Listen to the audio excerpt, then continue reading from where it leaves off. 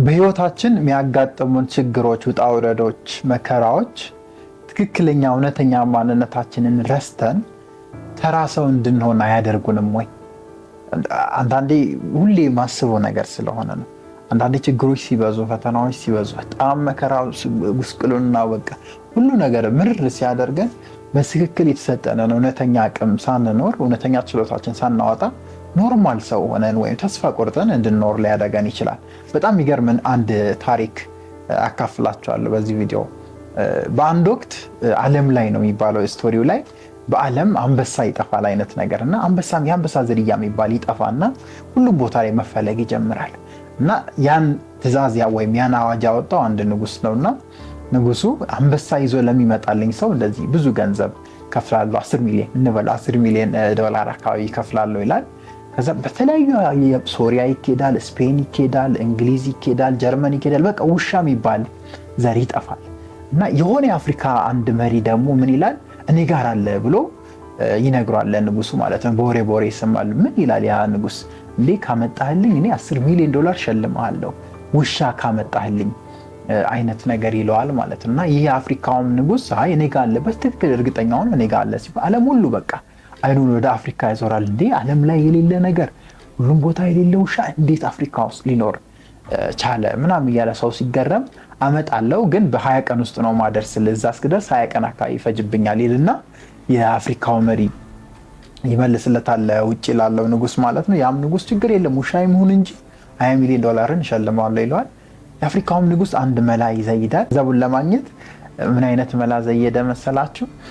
ከማህበረሰቡ ጋር በዙሪያው ካሉ ማህበረሰቦች ጋር ካወራ በኋላ አንድ ጠብደል ያለ የአንበሳ ደቦል ይይዛሉ ከዱር ማለት ነው። ያመጡና ያስሩታል። ያን የአንበሳ ደቦል ያስሩትና በብረት ካሰሩት በኋላ የሆነ ልምምድ ይጀምራሉ። ያ ምን አይነት ልምምድ መሰላችሁ? ውሻውን ካሰሩት በኋላ በትልልቅ በደም ጥፍር አድርጎ አንበሳውን ደቦሉን ካሰሩት በኋላ በትልልቅ ብረት መምታት ይጀምራሉና ይመቱታል። ደቦሉን በደንብ እየቀጠቀጡት እየመቱት ማነህ ብሎ ይጠይቁታል። ደቦሉ እንግዲህ አንበሳነቱን ነው የሚያውቀው። አንበሳ ነኝ ይላል መጀመሪያ አካባቢ። አሁንም ሁለተኛው ቀን ላይ ይመጡና በጣም ይቀጠቅጡታል፣ በጣም ይመቱታል። አሁንም ይጠይቁታል ማነህ ብሎ ይጠይቁታል። አንበሳ ያው ደቦሉ ምን ይላል? ቀና ይልና ድምፁ እያነሰ ያው ከምቱ ከድብድቡ ብዛት ድምፁ እያነሰ አንበሳ ነኝ ያለ ይሾካሾካል። አንተ አንበሳ አይደለም ውሻ ነኝ በለው ይለዋል። ውሻ ነኝ በል ይሉታል አንበሳውን ማለት ነው። አንበሳው አይ አይደለም ማንነቴንማ አልክድም እኔ አንበሳ ነኝ ብሎ አሁንም 3ኛ ቀን ይመጣል። 4ኛ ቀን ላይም አሁንም ይሰበሰቡና እየደበደቡት እየቀጠቀጡት ውሻነቱን እንዲያምን፣ ውሻ አይደለም አንበሳ ነው፣ ሪል አንበሳ ነው፣ ግን ውሻነቱን እንዲያምን ይመቱታል። በ4ኛው በ5ኛ ቀን ዱላው ሲበዛበት ያ ደቦል አንበሳም በቃ ምርር ሲለው በቃ ተስፋ ይቆርጥና በቃ ውሻ ነኝ ብሎ ያምናል ማለት ነው ሙሉ ለሙሉ። ከዛ አሁን 5ኛ 6ኛ ቀን ሲቀጠቅጡት መተው ሲጠይቁት አንበሳነቱን ሙሉ ለሙሉ ይረሳና ውሻ ነኝ ድምፁ እየጠፋና ቅድም ያልኳችሁ ይሄን ታሪክ ነው። አንዳንዴ በህይወት ትልልቅ ችግሮች፣ ትልልቅ ውጣ ውረዶች፣ ትልልቅ ፈተናዎች ሲበዙብን ትክክለኛ የተሰጠንን ማንነት እንረሳና የሆነ ተራ ማንነትን ለመኖር ወይም የሆነ ተራ ማንነትን መኖር እንጀምራለን። የሆነ ተራ አዋዋልን መኖር እንጀምራለን። በጣም የሚገርማችሁ ስቶሪው ላይ ይህ የአፍሪካዊው ንጉስ ወደ ውሻ ላመጣልኝ 10 ሚሊዮን ዶላር ሸልማለሁ ወዳለው ሰው ጋር ይወስደዋል ይህን ደቦል እና ወስደው በሰዓቱ ሲያረጋግጡ ሪል ባይሆንም ውሻነቱን ያመነ አንበሳ ሆኖ ይገኛል። ሽልማቱን አፍሪካዊ ያሸንፋል እንደ ስቶሪው ከሆነ። ግን ዋናው ነጥብ እሱ ሳይሆን አሁን ዲስ ዴይስ በጣም ከባድ የሚባል ጊዜ ላይ ነው ያለነው። ፋይናንሻሊ ችግሮች አሉ፣ ሰላም ማጣቱ አለ፣ ቤት ውስጥ ጸብ ይኖራል፣ ትዳር ላይ ያለመግባባት ይኖራል።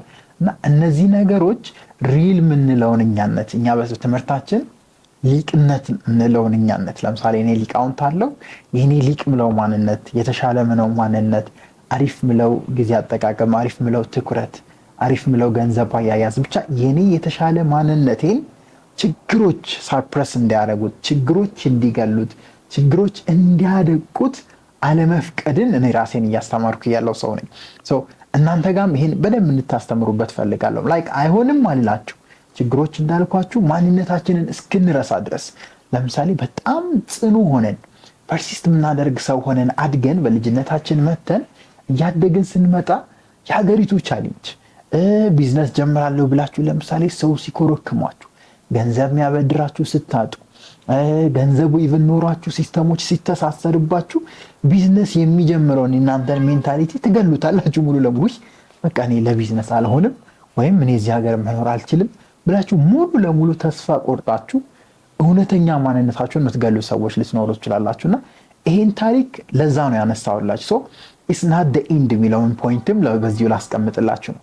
ችግሮች ያላችሁን ሜንታሊቲ፣ ያላችሁን አስተሳሰብ፣ ያላችሁን ጥንካሬ፣ ያላችሁን ትዕግስት ሊጨርሱ ሊያሟጡ ተስፋ ሊያስቆርጣችሁ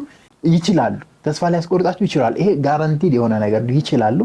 ስቲል ግን ሊቅ የሚባል የተሻለ የሚባል የተስተካከለ የሚባል ከትንሽ ጀምሮ ራሱን ማሳደግ የሚችል እውቀቱን ማካበት የሚችል ያለውን እውቀት ለሌላው መሸጥ ማካፈል የሚችለው ማንነት ውስጣችሁ እንዳለ እንድታምኑ እንድታሰምሩ ነው ይሄን ስቶሪ ያመጣሁላችሁ። ሰው እንደ ውሻው አይነት ህይወትን እንዳትኖሩ which means በችግሮች ተደቁሳችሁ፣ በችግሮች ተመታችሁ፣ ቻሌንጆች ሲሰብሯችሁ፣ ጓደኝነት ሲሰብሯችሁ፣ ፍቅር ሲሰብሯችሁ፣ በብዙ መከራ ውስጥ በቃ ሙሉ ለሙሉ ራሳችሁን ገላችሁ ተስፋ ቆርጣችሁ ተራ የሚባለውን ማንነት እንዳትኖሩ ይሄን ስቶሪ ወደ ህይወታችሁ አስገብታችሁ ተጠቀሙበት። እኔም እየተጠቀምኩበት ስለሆነ ነው። ለሌሎች ሼር በማድረግም ለሌሎች አድርሱ። ታላቁ ሊቃውንት ሊቅነት ነበርኩኝ። በአስተማሪ ቪዲዮዎች ቀጣይ እስክንገናኝ ሰላም ቆዩልኝ። ቻው።